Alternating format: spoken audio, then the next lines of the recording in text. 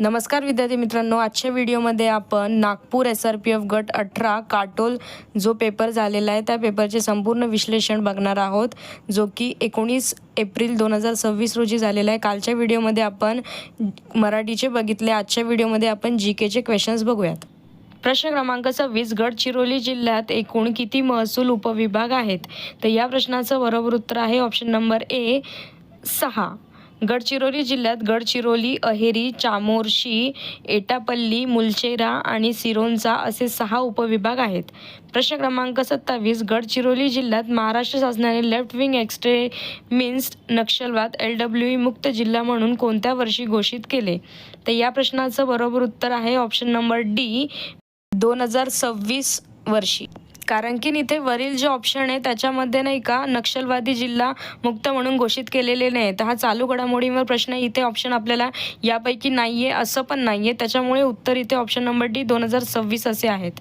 प्रश्न क्रमांक 28, महाराष्ट्र राज्याला भारतातील किती राज्यांची सीमा लागलेली आहे? तर या प्रश्नाचं बरोबर उत्तर आहे option number C 6। Gujarat, Madhya Pradesh, Chhattisgarh, Telangana, Karnataka आणि गोवा या 6 राज्यांचा सीमा महाराष्ट्राला लागून आहेत। प्रश्न क्रमांक 29, महाराष्ट्राच्या पहिल्या महिला पोलीस महासंचालक कोण होत्या? तर या प्रश्नाचं बरोबर उत्तर आहे option number A Rashmi Shukla. त्या महाराष्ट्राच्या पहिल्या महिला DGP ठरल्या आहेत। प्रश्न क्रमांक 30, मुंबई महानगरपालिकेच्या नवीन आयुक्त IAS म्हणून कोणाची नियुक्ती झाली आहे आणि त्या पदावर पहिल्या महिला आहेत? तर या प्रश्नाचं बरोबर उत्तर आहे option number A Ashwini Bhide यांची बृहमुंबई महानगरपालिकेच्या BMC पहिल्या महिला आयुक्त म्हणून नियुक्ती झाली आहे। प्रश्न क्रमांक 31, मूळ बॉम्बे राज्यातून किती राज्याची निर्मिती झाली?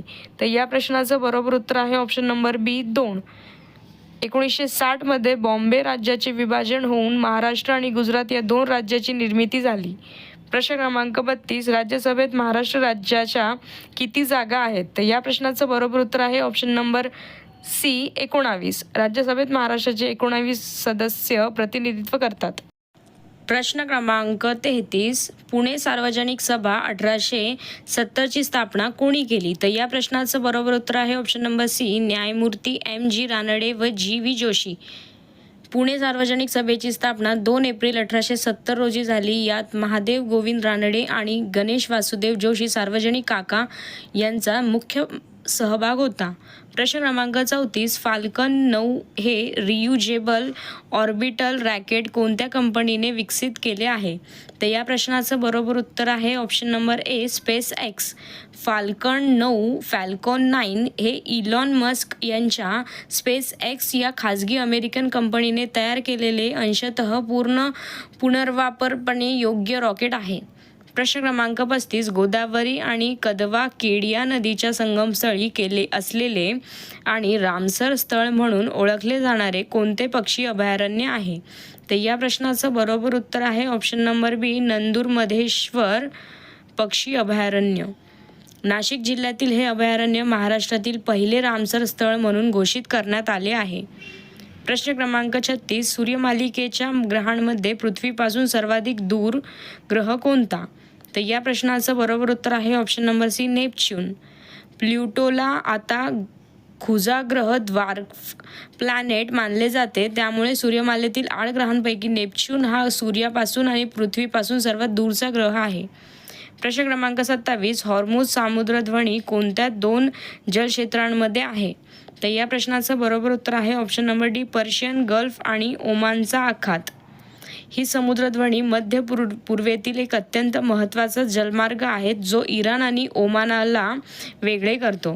प्रश्न क्रमांक 38, आर्थिक सर्वेक्षण 2026-27 नुसार FY 2026-27 साठी भारताचा GDP वाढीच दर कोणत्या श्रेणीत अपेक्षित आहे? तर या प्रश्नाचं बरोबर उत्तर आहे ऑप्शन नंबर सी 6.8% ते 7.2%। प्रश्न क्रमांक 39, छावा आणि मृत्युंजय या मराठी कादंबऱ्याचे लेखक कोण आहेत? तर या प्रश्नाचं बरोबर उत्तर आहे ऑप्शन नंबर बी शिवाजी सावंत। प्रश्न क्रमांक 40, फळे पक्व करण्यासाठी सामान्यतः कोणते वायू वापरले जाते? तर या प्रश्नाचं बरोबर उत्तर आहे ऑप्शन नंबर बी इथिलीन। प्रश्न क्रमांक 41, प्रसिद्ध मराठी नाटक घाशीराम कोतवाल कोणी लिहिले आहे?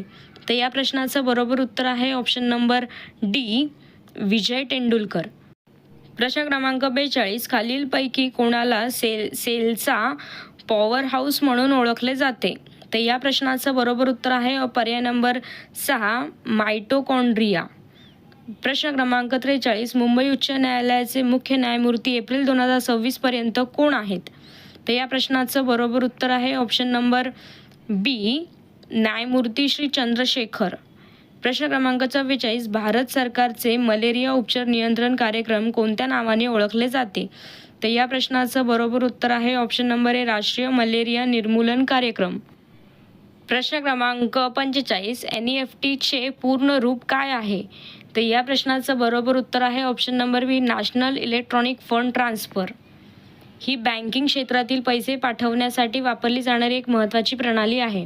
प्रश्न क्रमांक 46, SEBI म्हणजेच की सेबीचे पूर्ण रूप काय आहे? तर या प्रश्नाचं बरोबर उत्तर आहे option number D, securities and exchange board of India.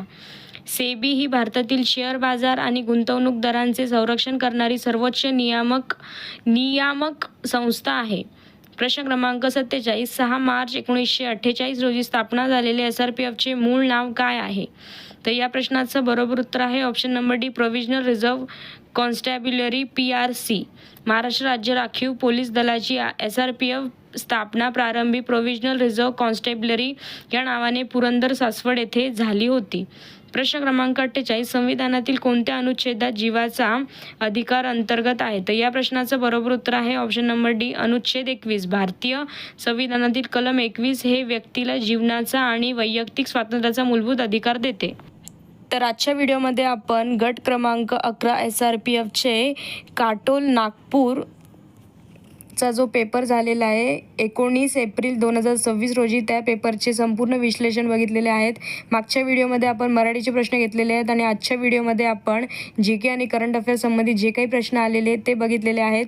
हे व्हिडिओ तुम्ही शेवटपर्यंत नक्की बघा, कारण की भविष्याच्या ज्या काही स्पर्धा परीक्षा आहे त्यासाठी अत्यंत महत्त्वाचे असे हे प्रश्न आहेत. व्हिडिओ आवडला असेल चॅनलला लाईक, शेअर अँड सबस्क्राईब करा. आपण आपल्या चॅनलला डेली मुंबई उच्च न्यायालय, बॉम्बे हायकोर्टची सध्याची भरती त्याचे प्रश्न घेतोय आणि SRPFचे जे काही पेपर झालेले आहेत त्याचे संपूर्ण विश्लेषण बघणार आहोत. व्हिडिओला लाईक करा, शेअर करा, सबस्क्राईब करायला विसरू नका. धन्यवाद.